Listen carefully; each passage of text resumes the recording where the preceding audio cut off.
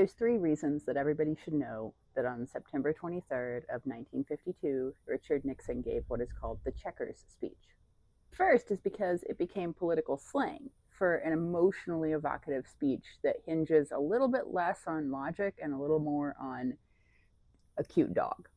Because when Nixon was cornered with the allegation of kind of improper campaign slush fund, what he said was, I'm going to give a speech to the United States. He gave a speech that outlined what that campaign slush fund was used for, but also had this line about his dog Checkers. It was emotionally provocative. People suddenly knew his 6-year-old child was attached to a dog that had been given as a gift because of his previous campaign work.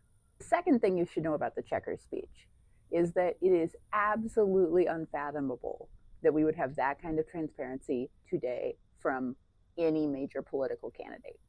I don't think that speaks to Nixon because I read All the President's Men. I don't think Nixon was like a particularly upright candidate. He went in and he said, "You think that I'm doing something improper? Let's talk finances." He gives an audit of the slush fund that was being used to cover basically campaign expenses that didn't have to do with his actual government duties. But then, with his wife present, he goes through like basically his entire financial life history. He talks about growing up with his parents running a grocery store. He talks about his service. He talks about his college experience. He talks about exactly how much money they had in the bank at the beginning of his political career.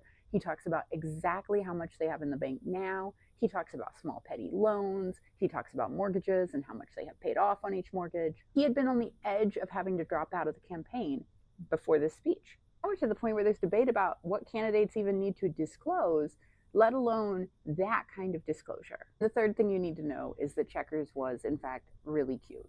And he made even Richard Nixon look kind of cute. There's a picture of Checkers kind of like licking Richard Nixon's face.